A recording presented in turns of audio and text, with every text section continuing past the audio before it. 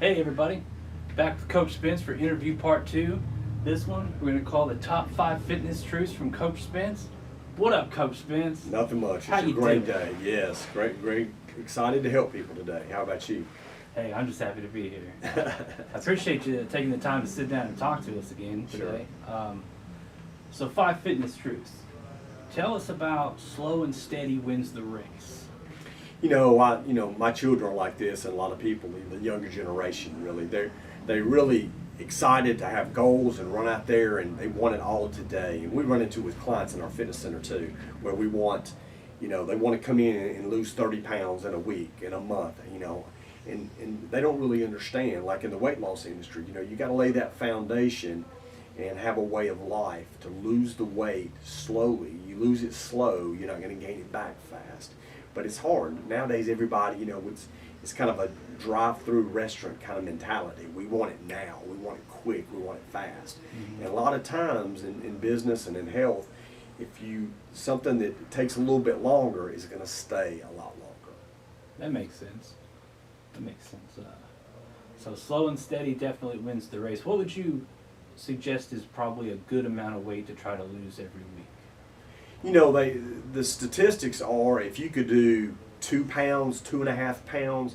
Now, if there's somebody that hasn't exercised in a long time, a lot of times, they'll notice their first week or so, they'll drop 5 a week, and they get so excited, and then 30 days in, it goes down to 2, and then they get frustrated. And that's what I tell them, is I'll say, slow and steady wins the race. You want to lose it at a point to where it doesn't gain back fast. You don't want it to, the fat to gain back and bring its neighbors with it, like we always talk about. So it's really important. All right, thanks, Coach. So, food like your money should be working for you. Can you tell us about that, please? Yeah, food. The old saying we always talk about all the time is that you don't live to eat. You eat to live. So it's the nutrition that you bring in is to fuel, the health of your body, your organs, your energy, your mental aspect. You don't want to just eat just because you're hungry.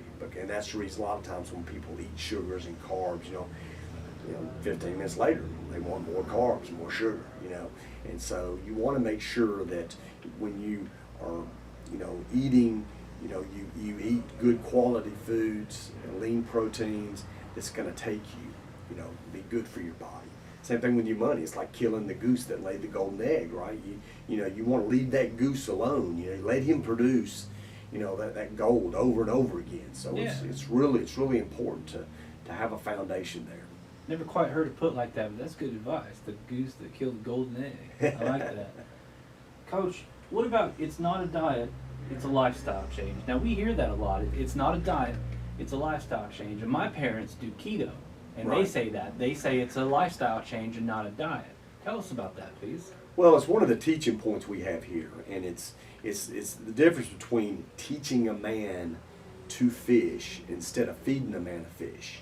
If you feed a man a fish, he eats, and then within a couple hours he's ready to go again. But he can't help himself. So the idea is you teach them how to eat. It's like we teach them how to exercise. So even like in this pandemic we've gone through, well, how many people out there have actually been exercising at home? I know a lot of our clients have, and a lot of other people out here have. But we've got some people that have just been terrified, and they couldn't come to the gym. What am I going to do? What am I going to do? Well, you do whatever you have to. So it's important, to wherever you're at, to have that built in, that system built in to exercise. So, and with nutrition's the same way. We teach them, look, we're teaching you about how to eat, and we're teaching you how to exercise and take care of yourself. I talk about it all the time. I tell people that I try to educate and motivate with their time with me. So it's not just like a session where they come in and they get a workout and then they're out of here. We try to teach them a way of life. That makes a lot of sense. And lastly, how about a goal without a plan is a wish?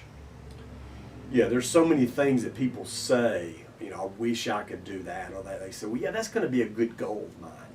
but they actually don't get down. They, the thing we talk about all the time is writing things down or establishing a dream board. Take some pictures. If it's weight loss, take a picture of maybe when you were thinner in your life and put it on there, or for a female, maybe take a picture of a dress or put a dress and hang it up there where you can visually see that. So you can be reminded all the time about this is my goal and this is what we have to work on. But if you say it you say it to somebody, or you just kind of say, well, this is probably going to be a good goal. We run into it all the time, the New Year's resolution people. A lot of people come in, we get flooded in the fitness center with people with New Year's resolutions. Yeah, I'm going to do this, but they're really not committed. And we see them after the first 30 days, then they start waning off, and then in February, you don't see them much more. March, they're not in. Now, clients that hire me and we sit down, what happens is we write down their goals, and we do a journal, and we map out their nutrition plan and exercise plan. And that's what's important, is they've got to be in it and committed to their goal. So January is your Black Friday season with the New Year's resolutions. It is. Wow. Yeah, because you always hear about New Year's resolutions, and we've all made them, and we've all not stuck with them. Right. And sometimes that goes.